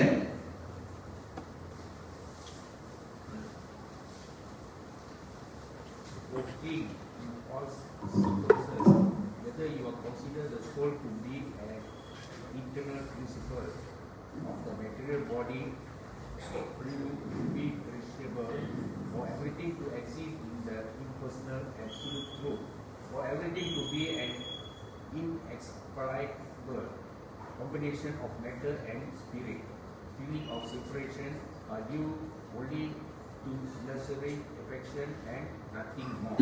அப்போ இங்க வந்து நிறைய கருத்துக்களை வந்து நாரதர் சொல்றாரு. அவர் சொல்றாரு, நீ வந்து you consider the soul to be eternal blessing. நீ வந்து ஆத்மாவை வந்து நித்தியமான வஸ்துவாக கருதலாம். Or the material body to be perishable, இந்த உடல் அழிந்து போகும் என்று நினைக்கலாம். Or everything exists in the impersonal absolute truth, எல்லாமே வந்து அருள் பிரம்மத்துல தான் வந்து அடைக்கலம் பெறுதுன்னு நினைக்கலாம். அதெல்லாம் வந்து இங்க பிரச்சனை கிடையாது. Everything to be an inexplicable combination of material spirit, feeling of separation are due to illusory. நீ என்னதெல்லாம் நினைச்சாலும் இதுக்கெல்லாம் நினைக்கிறதுக்கு என்ன காரணம் என்றால் உன்னுடைய ஒரு பிரம்மை என்று வந்து இங்கே நாரதர் வந்து அங்க சொல்றாரு. ஏன்னா இது எல்லாமே நடக்கிறதுக்கு காரணம் யாருன்னு வந்து முன்னாடி ஸ்லோகங்கள்ல வந்து கிருஷ்ணர்கிட்ட வந்து யுதிஷ்டர்கிட்ட வந்து நாரதர் வந்து அங்கே சொல்றாரு. இது வந்து 44வது ஸ்லோகம். இங்க பலதேவ வித்யாபூஷன் அவர் சொல்றாரு, it has just been said that because the meeting and separation of living beings under the control of the Lord, lamenting is no suitable in examining the nature of the Lord. என்ன சொல்ல வர்றாருக்கா, இந்த ஒன்னா சேர்றது பிரிவது இது எல்லாத்துக்கும் காரணம் வந்து நீ கிடையாது, பகவான் தான் காரணம்.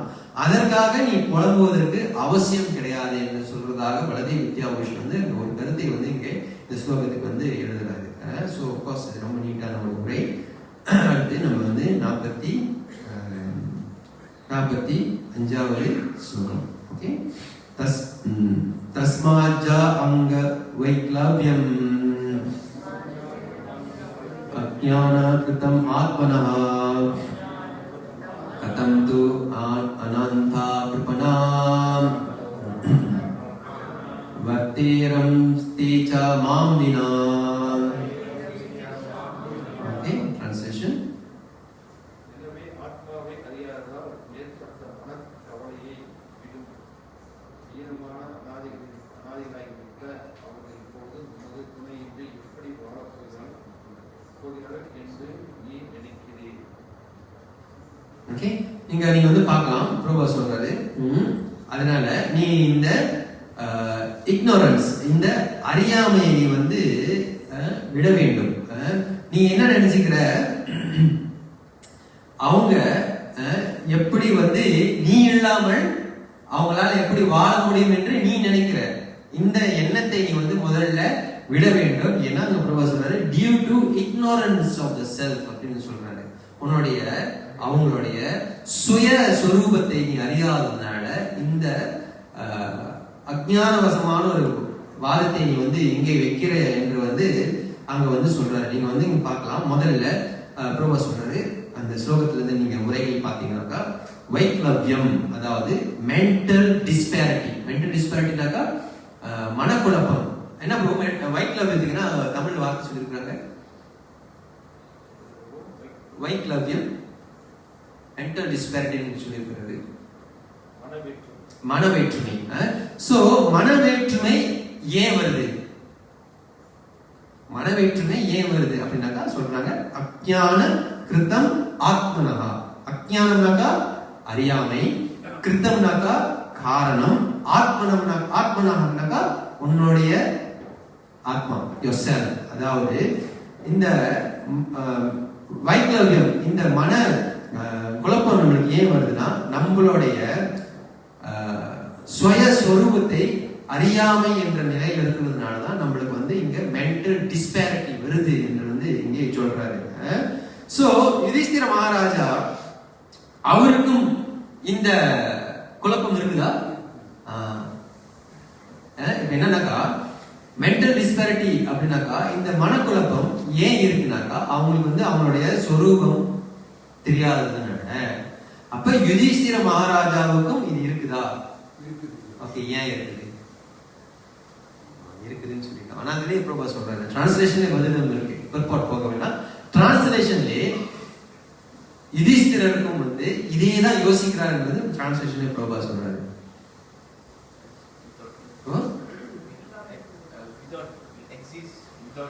எஸ், வர்த்தேரன் தேச்சா மம் வினா. அது சொல்றாரு, நான் இல்லாமல் எப்படி அவங்க வாழ்வாங்கன்னு நினைக்கிறாங்க இல்லையா, அந்த யோசனைனால நாரதர் சொல்றாரு, நீ இந்த மென்டல், இதுதான் உன்னோட மென்டல் டிஸ்பேரிட்டி, உன்னோட சொரூபம் உனக்கு தெரியல, ஏன்னா நீ இல்லாமல் அவங்க எப்படி வாழ்வாங்கன்னு நினைக்கிற இல்லையா, அந்த மென்டல் டிஸ்பேரிட்டி நீ வந்து முதல்ல விட வேண்டும் என்று சொல்றாரு. அப்ப ஜீவ கோஸ்வாமி வந்து சொல்றாரு, இந்த மென்டல் டிஸ்பேரிட்டி அல்லது வைக்லவ்யம் ஒரு பக்தருடைய வாழ்க்கையில நம்ம வந்து எப்படி அப்ளை பண்ண முடியும்? ஜீவ கோஸ்வாமி ரெண்டு மூணு உரையில வந்து 2-3 லைன் சொல்றாரு. முதல்ல ஒரு பக்தராக இருக்கக்கூடியவர்களோ இல்ல யாராக இருந்தாலும் அவங்க என்ன நினைக்க கூடாதுனாக்கா, I must protect my parents etcetera. நான் குடும்பத்தை பாதுகாக்கணும், நான் என்னுடைய மனைவியை பாதுகாக்கணும், நான் என் கணவனை கஷ்டப்பட்டு சாவடிக்கணும், நான் என்னுடைய பிள்ளைய ஹாஸ்பிட்டலே விட்டுட்டு வந்துடணும். இதெல்லாம் வந்து நம்ம வந்து அப்படி நினைக்க கூடாது. ஏன்னா அதற்காக நீங்க எதுவுமே செய்யக்கூடாதுன்னு இல்ல. ஓ பிரபு சொல்லிட்டாரு, தெய்வம் நீங்க எதுவும் செய்ய மாட்டோம்னு செஞ்சிடாதீங்க. இல்ல, உங்களுடைய கடமையை நீங்க செய்யணும். ஆனா திட்டத்தை யாராலையும் உணர முடியாது. அதுதான் அவன் வந்து பாயிண்ட். இப்ப வந்து உதாரணத்துக்கு நிறைய உதாரணங்கள் நம்ம வந்து பார்க்கலாம்.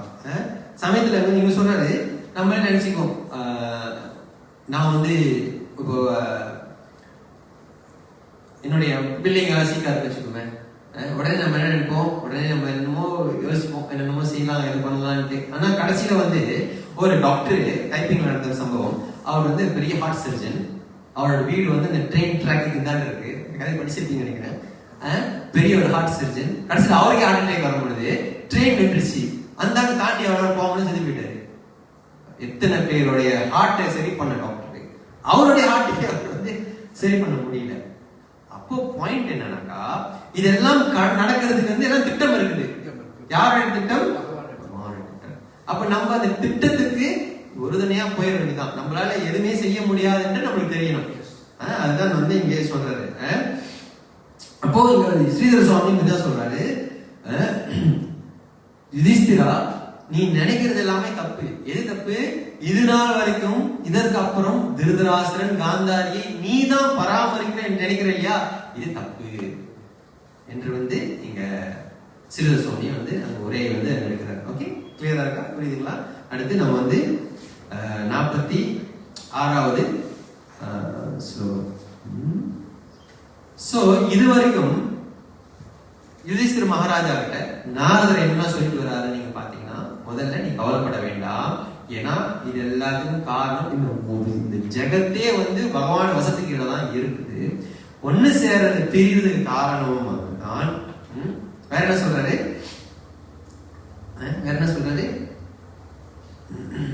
அதனால நீ உன்னுடைய மென்டல் டிஸ்பேரிட்டி, உன்னுடைய மனக்குழப்பத்திலிருந்து நீ வந்து வெளியில வர வேண்டும்.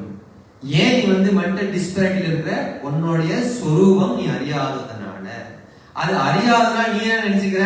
நான் தான் இவரை காப்பாற்றணும் என்று நினைச்சுக்கிற. அப்ப ஜீவகோஸ்வாமி என்ன சொல்றாரு, இது எல்லாமே வந்து கிருஷ்ணருடைய ஒரு பாதுகாப்பு கீழே இருக்கு என்று நாம் வந்து உணர வேண்டும் என்று ஜீவகோஸ்வாமி வந்து அங்கேயே சொல்றாரு. ஓகே, அடுத்து இது ஒரு முக்கியமான ஒரு ஸ்லோகம் 46 6வது ஸ்லோகம். காலகர்ம குணாதினோ தேஹோயம் பாஞ்சபௌதிகா கதம் அன்யம் து கோபாயே சர்வக்ரஸ்தோ யதா பரம். பஞ்சபூதங்களான ஸ்தூலமான இந்த ஜட உடல் காலம், கர்மா மற்றும் ஜட இயற்கை குணங்கள் ஆகியவற்றின் கட்டுப்பாட்டில் இருக்கின்றது. எனவே ஏற்கனவே பாம்பின் வாயுக்குள் அகப்பட்டு கொண்டுள்ள இதனால் எப்படி பிறரை காப்பாற்ற இயலும்? ஓகே, திருப்பி கொஞ்சம் ரிகேப் பண்ணிக்கங்க. யுதிஷ்டிர மகாராஜா என்ன கவலைப்படுறாரு? என்ன கவலை அவருக்கு? சொந்தக்காரங்களை காப்பாற்ற முடியல. ஓகே, அப்ப நாரதர் என்ன சொல்றாரு? இதெல்லாம் நீ காரணம் இல்லைன்னு சொல்றாரு. அப்ப நீ காரணம் இல்லைனாக்கா ஒரு நாள் உதவி செய்யலாம் இல்லையா அப்படின்னு வந்து யுதிஷ்டிரன் யோசிக்கலாம் இல்லையா? ரைட் தானே? அதாவது நம்ம என்ன சொல்றோம், எல்லாத்துக்கும் காரணம் வந்து கிருஷ்ண சொன்னாலும் நம்ம வந்து நம்மளுடைய பங்கை வந்து செய்யறோம், சேவை பண்றோம், எல்லாம் பண்றோம். அதே போல நீ எதுக்குமே காரணம் இல்லை அப்படின்னு சொன்னாலும் யுதிஷ்டிர மகாராஜா ஏதோ நான் கொஞ்சம் உதவி செய்யலாமே அப்படின்னு நினைக்கிறதுக்கு முன்னாடி நாரதர் சொல்றார், அதையும் நீ யோசிக்க கூடாதுன்னு சொல்றாரு. ரைட்டா? ஏன் சொல்றாரு? யார் சொல்றேன் கரெக்டான்னு பார்ப்போம். எதுல சிக்கிட்டு இருக்கோம்? டிரான்ஸ்லேஷன் ரொம்ப சொல்றாரு. ஏன்னா material body made of 5 elements under the control of kala, karma, guna. அப்ப யுதிஷ்டிரனுக்கு என்ன உடல் இருக்கு? மெட்டீரியல் பாடி, பௌதிக உடல். அவரும் வந்து காலா, கர்மா, குணா இதற்கு கீழே தான் அவரும் வந்து அந்த அதோட கட்டுப்பாட்டு கீழே தான் அவர் இயங்குறாரு. திருதராஷ்டிரனும் வந்து கட்டுப்பாட்டு கீழே தான் இயங்குறான். அப்ப அதான் எக்ஸாம்பிள் எடுக்கிறாரு.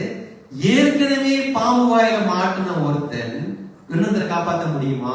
புரியுதுங்களா? அதான் வந்து பிரபா சொல்றாரு. அதாவது நான் உதாரணத்துக்கு நான் இருக்கிறேன், என்ன வந்து ஒரு என்ன பாம்பு ஆரம்பமோ மலைப்பாம்பு. மலைப்பாம்பு என்னெல்லாம் ஸ்நாகா முழுங்கிருன்னு நினைக்கிறேன். என்ன உடம்புல ஒண்ணுமே இல்லை, உடச்சு வந்து பாம்பு வந்து என்ன என்ன இழுத்துருச்சுனாக்கா உடனே வந்து அங்க இருந்து கமலகாந்த் அவர் சொல்றாரு, அவரும் என்ன மாதிரி தான் இருக்கிறாரு பாக்க. அவர் வந்து எனக்கு கை கொடுத்த பிரபு மாட்டாங்க. என்ன ஆகும் கடைசியா? 2 பேரும் மலைப்பாம்பு வைத்து போயிருக்காங்க. ஏன்னா என்னை காப்பாற்றுறதுக்கான திராணியோ சக்தியோ கமலகாந்தா பிரபுக்கு கிடையாது. ஏன்னா நானே மாட்டிட்டு இருக்கிறேன். ஏன்னா கமலகாந்தா பிரபுக்கும் அதுல திராணி கிடையாது. என்ன வந்து இவங்க சொல்றாரு என்னன்னா, முதல்ல யுதிஷ்டிரா நீ கவலைப்படுறதுக்கு நீங்க காரணமே கிடையாது. ஏன்னா நீயும் கால கர்மோ குணாதிமோ என்ற வார்த்தை வந்து பிரபு பயன்படுத்துறாங்க. நீயும் வந்து இந்த 3 விஷயத்தால நீயும் வந்து கட்டுப்பாட்டு கீழே தான் இருக்கிற. நீயே ஒரு விஷயத்துக்கு கட்டுப்பாட்டின் கீழே இருக்கும் பொழுது அதே கட்டுப்பாட்டு கீழே இருக்கக்கூடிய இன்னொருத்தரை நீ எப்படி காப்பாற்ற முடியும் அப்படின்னு வந்து இங்க வந்து நாரதர் வந்து ரிமைண்ட் பண்றாரு யுதிஷ்டிரனை. அதாவது அவர் யோசிக்கலாம், சரி நான் காரணம் இல்லை, ஆனா நான் உதவி செய்யலாம் இல்லையா திருதராஷ்டிரன் அவர் சொல்றாரு, நீ அது கூட யோசிக்க தேவையில்லை. ஏன்னா உன்னால உதவி செய்ய முடியாது.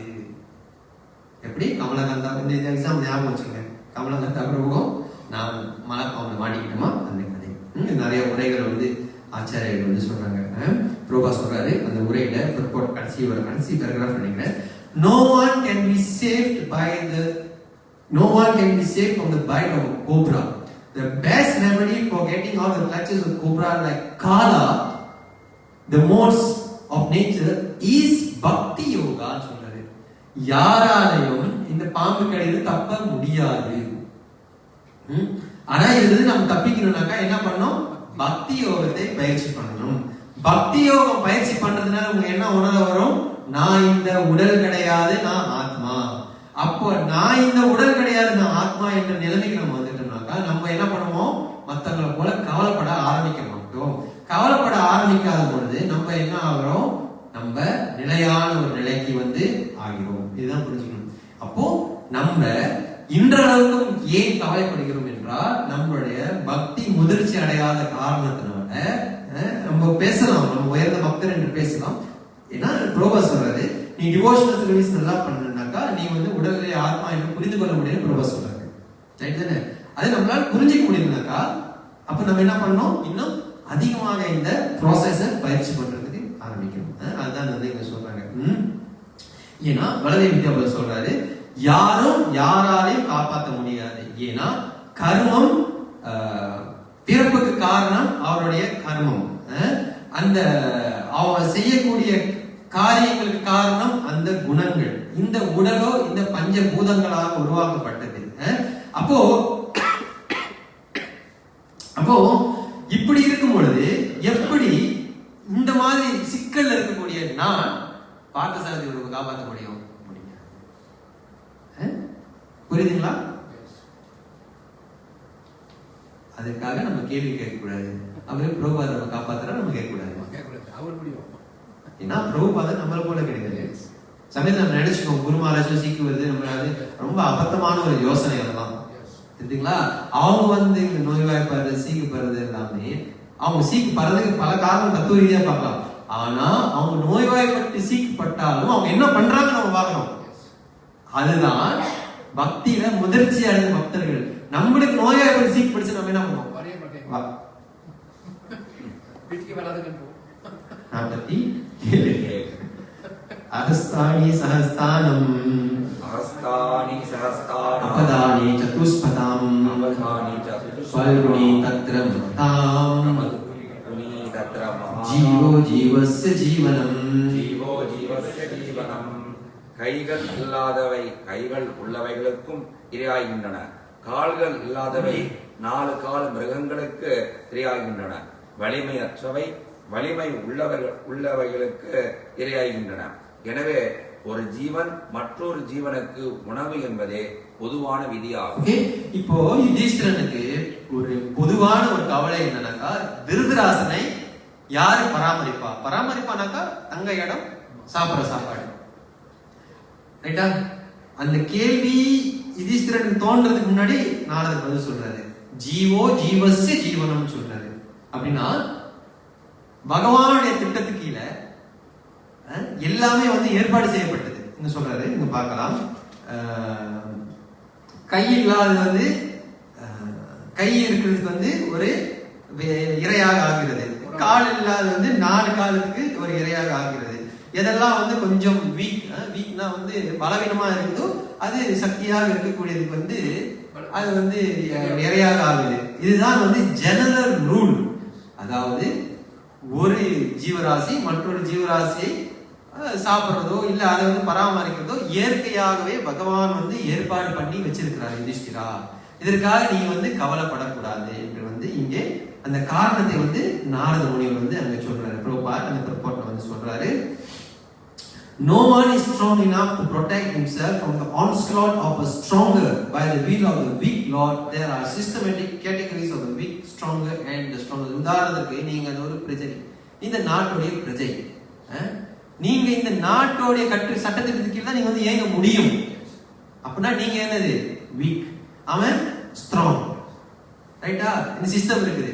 இந்த சிஸ்டம் என்ன ஆகும்? எல்லாம் திருட ஆரம்பிச்சுடுவான், எல்லாரும் வந்து வழிப்பறி பண்ணுவான், எல்லாரும் வந்து கற்பழிப்பு எல்லாத்துக்கும் போயிடுவானுங்க. அப்போ இந்த சிஸ்டத்துக்கு கீழே வரும் பொழுது என்ன ஆகுது? எல்லாம் மெயின்டைன் பண்ணப்படுகிறது. அதுதான் வந்து சொல்ற, நீ கவலைப்படாத. ஏன்னா திருதராசனும் காந்தாரியும் பட்டினியால சாக மாட்டாங்க. ஏன்னா பகவானை ஏற்பாடு பண்ண இந்த சிஸ்டத்துக்கு கீழே சஸ்டெயின் பண்றதுக்கு வழிகள் நிறைய இருக்குது என்று சொல்றாரு. ஆனா ஆச்சாரியர் வந்து இதோட உள்நோக்கத்தை வந்து சொல்றாங்க. என்ன உள்நோக்கம் அப்படின்னாக்கா, முதல்ல யுதிஷ்டிரனுக்கு என்ன கவலை? என்ன கவலை? ஓகே, இன்னும் முன்னாடி போனோம். ஆரம்பத்துல என்ன புலம்புறாரு? எங்க போனாங்க அவங்க? ஓகே, இன்னும் பின்னாடி போவோம். என்ன புலம்புறாரு? அவங்க போனதுக்கு காரணம் ஏன்?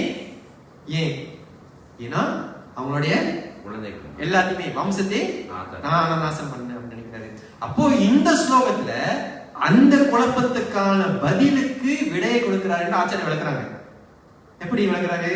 ஜீவோ ஜீவஸ்ய ஜீவனம். தர்மம் வருஷா அதர்மம் வருஷா?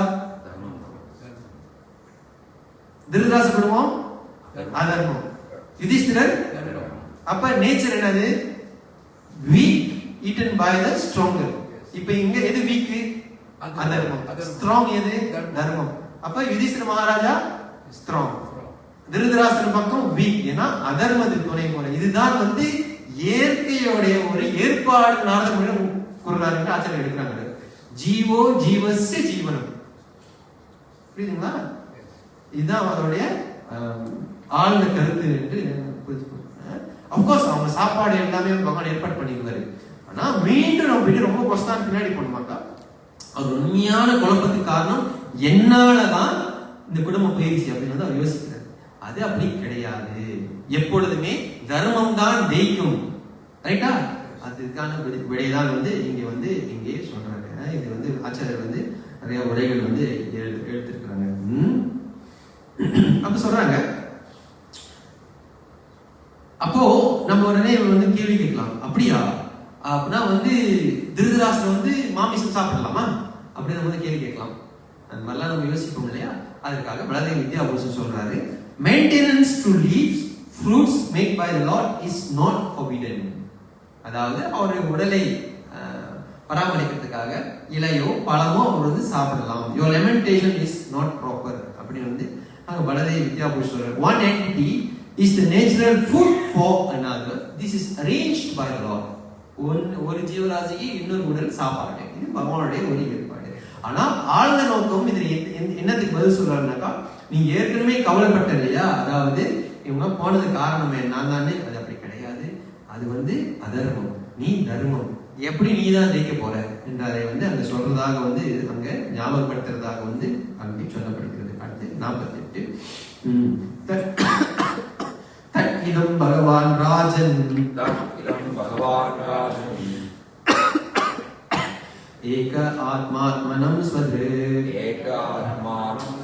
அந்தரனந்தரோ பாதி பஷ்யந்தம் மாயாயோருதா.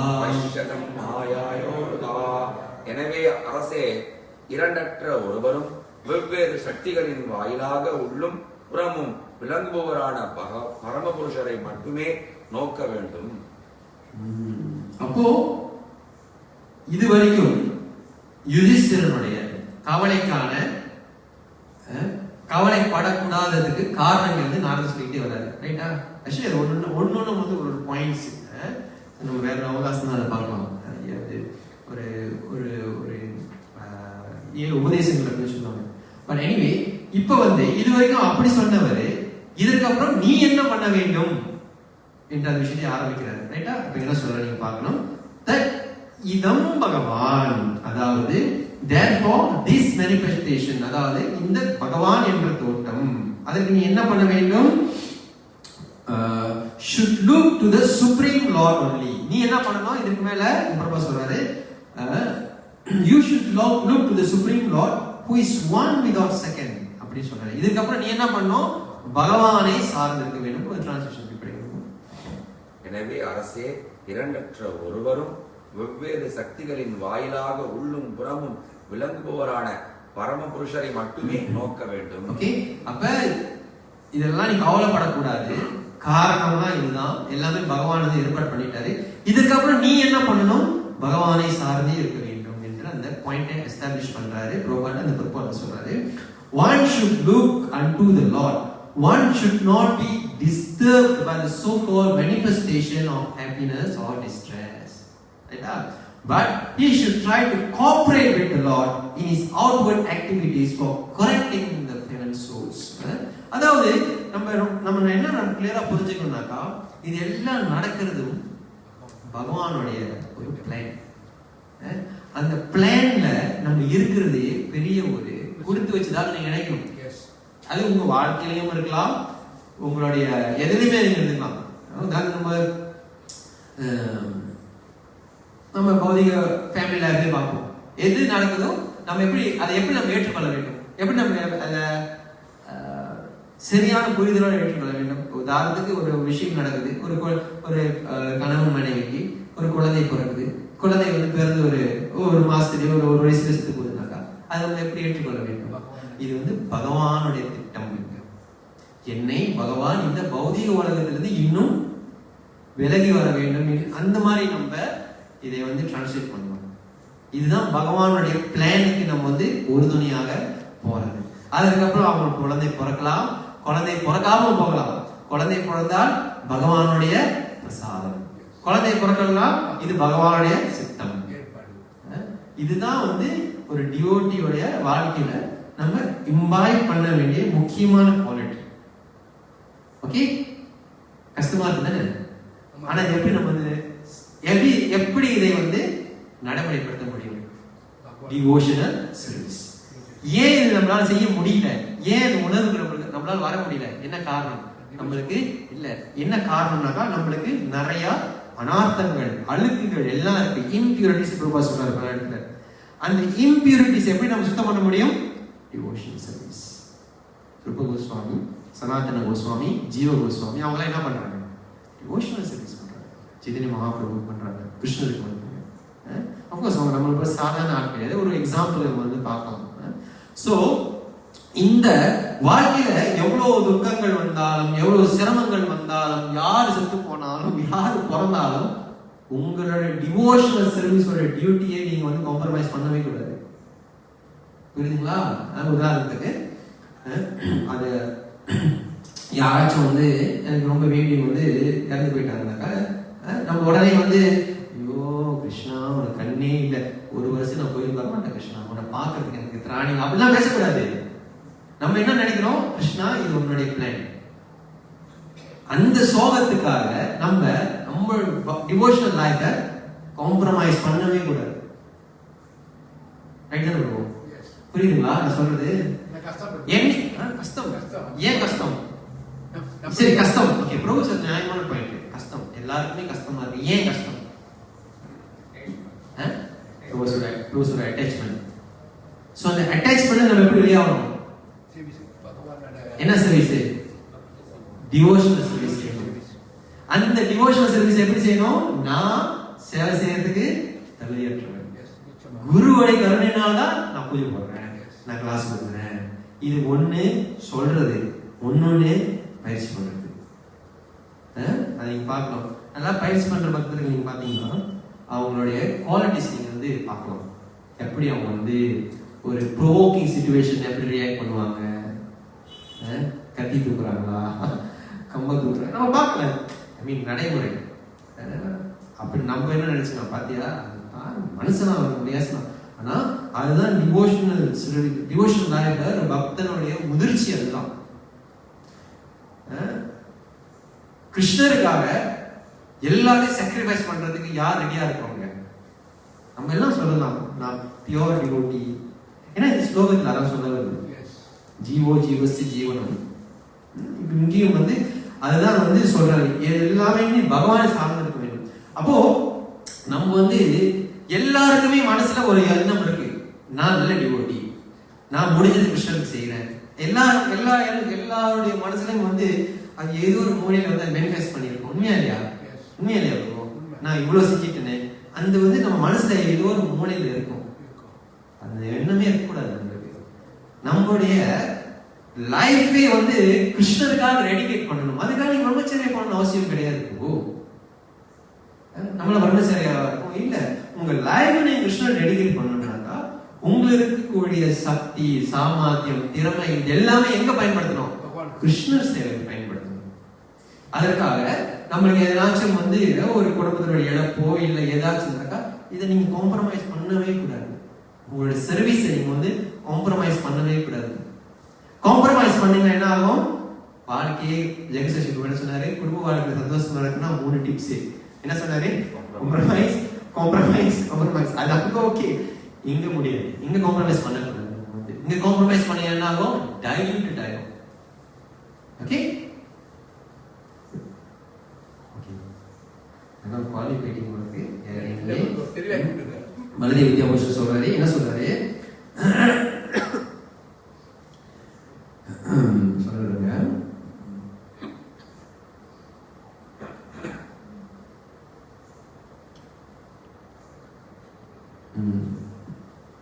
ஓகே, அப்போ இங்க வந்து பலதேவ வித்யாபூஷன் வந்து ஒரு கேள்வி கேட்கிறாரு. நீங்க சொல்றீங்க இந்த உலகமே வந்து பகவானுடைய சக்திக்குள்ள தான் வந்து எதிர்பார்த்து இருக்குது. அது அப்படி இருக்கும் பொழுது எப்படி how is the body dependent on time, karma and matter? எப்படி இந்த உடல் மட்டும் கர்மா, குணா இந்த பௌதிகத்தை வந்து சார்ந்திருக்கு என்று வந்து சொல்லும் பொழுது அவர் வந்து நிறைய சாஸ்திரங்கள் வந்து நிறைய மேற்கோள் எடுத்து வந்து சொல்றாரு. அவர் என்ன சொல்றாரு, என்ன சொல்றாரு, நீங்க சொல்றீங்க உலகமே பகவானை சார்ந்து இருக்குன்னு சொல்றீங்க. ஆனா நீங்க இப்ப என்ன சொல்றீங்க, கர்மா, குணா, காலா, இது 3 கட்டுப்பாட்டு கீழே நீ இருக்கிற அப்படின்னு நீங்க சொல்றீங்க. இது எப்படி முரண்பாடா இருக்குது வலதை வித்யா கோஷன் முறையில் எடுக்கிறாரு. ரைட் தானே? எல்லாமே வந்து கிருஷ்ண சக்தி. இப்ப நீங்க வந்து கொஞ்சம் முரண்பாடா இருக்கிறீங்கன்னு கேட்கும் பொழுது அவர் விஷயம் மேற்கொள் எடுக்கிறாரு. பல சாஸ்திரங்கள் மேற்கொள் எடுத்து பதில் சொல்றாரு. நான் சுருக்கமா சொல்றேன். அவர் என்ன சொல்றாரு, முதல்ல காலம் என்று சொல்லக்கூடிய நேரம் என்னது, பகவானுடைய சக்தின்னு சொல்றாரு. அதே போல இந்த குணங்கள் இதுவுமே வந்து பகவானுடைய ஒரு சக்தின்னு சொல்றாரு. இந்த உடலுக்குள்ள யார் இருக்கா, அந்தர்யாமியான பகவான், இதுவும் பகவானை சார்ந்தே இருக்குது என்று வலதை வித்யா கோஷன் எஸ்டாப்ளிஷ் பண்றாரு. அப்போ எல்லாமே வந்து பகவானே சார்ந்து இருக்குது, அவரை பிரிந்து எதுவுமே இல்லை. அதுதான் இந்த ஸ்லோகத்துடைய முக்கியமான ஒரு பாயிண்ட். அடுத்து 49 50 இது வந்து இதோட வந்து தத்துவபூர்வமாக நம்ம பார்க்க போறதுல 49 50 வந்து ஏற்கனவே ரொம்ப நாளைக்கு முன்ன கேட்ட கேள்விக்கான பதில் திருப்பி நம்ம வந்து பார்க்க வேண்டும். சோயம் அத்ய மகாராஜா பகவான் பூத பாவனா காலரூபோவதீர்ணோ விஷா அபவாய சுராதிசம். பரமபுருஷ பகவானாகிய ஸ்ரீ கிருஷ்ணர் பொறாமை கொண்டவர்களை துடைத்தொழிப்பதற்காக அனைத்தையும் விழுங்கிவிடும் கால ரூபமாக இப்பொழுது பூமியில் அவதரித்துள்ளார். அப்போ இதுவரைக்கும் வந்து இப்ப உதாரணத்துக்கு நம்மளுடைய கண்ணாப்பூர் ரொம்ப கவலையில இருக்காருன்னு வச்சுக்கோங்க. கவலையில இருக்கும் பொழுது அவர்கிட்ட போயிட்டு அந்த கவலைக்கான காரணத்தை நான் சொல்லலாம். அதற்கப்புறம் அந்த கவலையிலிருந்து அவரை எப்படி நான் திசை திருப்பது என்ற அந்த வழியை வந்து தேட வேண்டும். ரைட் தானே ப்ரோ? உதாரணம் நீங்க ரொம்ப கவலையா இருக்கிறீங்க, ஓகே கவலையெல்லாம் சொல்றேன். அதுக்கப்புறம் நம்ம டைவர்ட் பண்ணோம், பிரபு கவலைப்படாதீங்க, நல்லா சர்வீஸ் பண்ணுங்க, சாண்டிங் பண்ணுங்க, புக்ஸ் படிங்க. நம்ம வந்து உங்களுடைய அட்டென்ஷனை நம்ம வந்து டர்ன் பண்றோம். நாரதரும் வந்து ரொம்ப எக்ஸ்பர்ட் வந்து அவரும் இதுதான் பண்றாரு. இது வரைக்கும் நீ கவலைப்படாத, இதெல்லாம் முடியாது என்று சொன்ன உடனே அந்த கான்வர்சேஷன் அல்லது அந்த சிந்தனையே வந்து அப்படியே மாத்துறாரு. எது பக்கம் மாத்துறாரு? இதற்கு முன்னாடியே சொல்றாரு பகவானே நீ சார்ந்து இருக்க வேண்டும். இங்க என்ன சொல்றாரு, பகவானுடைய அந்த திட்டத்தை நீ வந்து புரிஞ்சு கொள்ள வேண்டும். அதாவது அவர் வந்த காரணம் இந்த உலகத்துல என்வியஸ் போராமை கொண்ட அசுரர்களை அழிப்பதற்காக. என்ன பண்றாரு, கவலையா இருந்த அந்த யுதிஷ்டிரரை பகவானுடைய லீலைக்கு இழுத்துட்டு செல்றாரு. அப்ப சோகத்துக்கு இருக்கக்கூடிய ஒரே மருந்து எது? பகவானுடைய கிருஷ்ண கதா.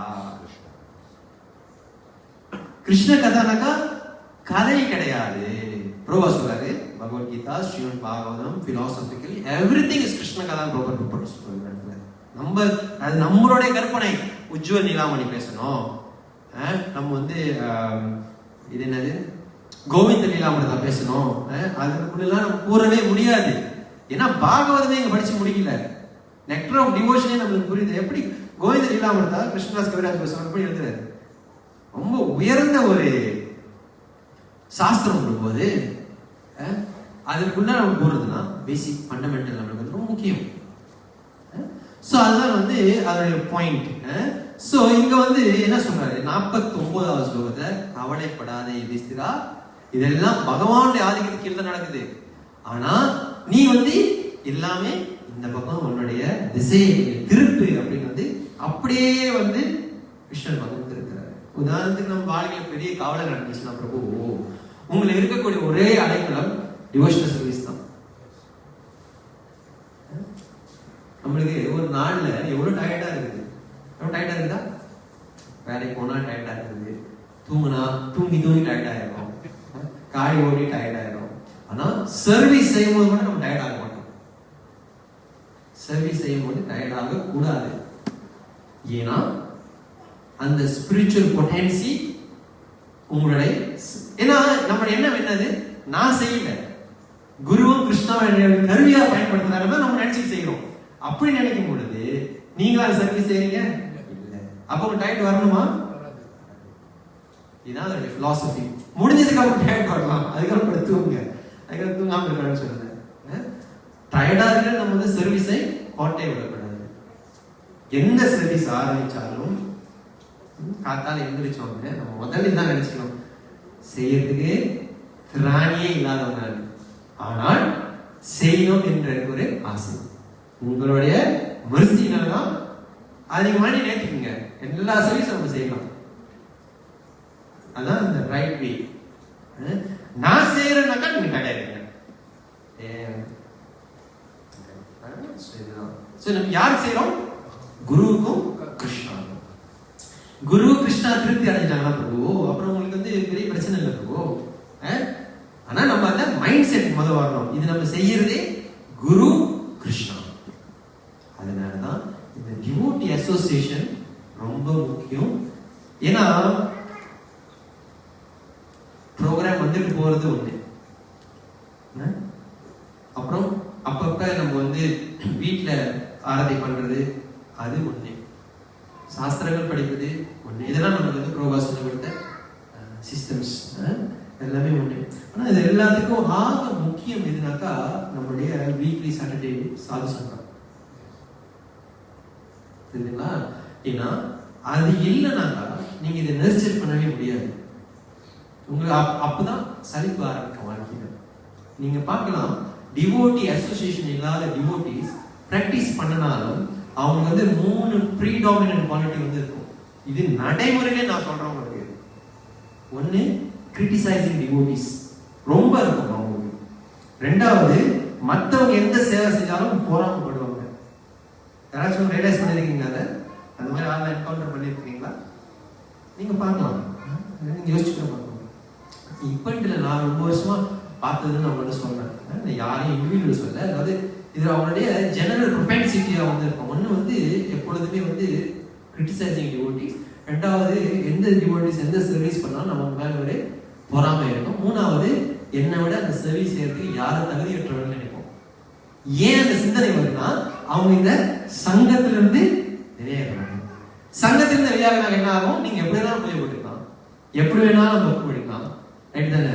குருமாஸ்டர் சொன்னாலே அன்னைக்கு மங்களாட்டி அட்டென்ட் பண்ணணும்னா இங்க வந்து அட்டென்ட் பண்ணணும். காலையில் கட்டில இருந்து மாயப்பட்டி பக்கத்துல மங்களாட்டி அட்டென்ட் பண்ணுறதுனால கிடையாது, ரைட் தானே? குருமாஸ்டர் சொல்றாங்க, அதெல்லாம் அவங்க ஏற்க முடியாது. அந்த சிஸ்டம் ஏன் வருது? ஏன் மங்களாட்டி விருந்தாவனோ இல்ல எங்கேயோ பஞ்சாப் பார்க்கோ ஏதோ ஒரு விருந்தாவனம் பார்க்கணுமா? அது எங்க இருந்து வருது?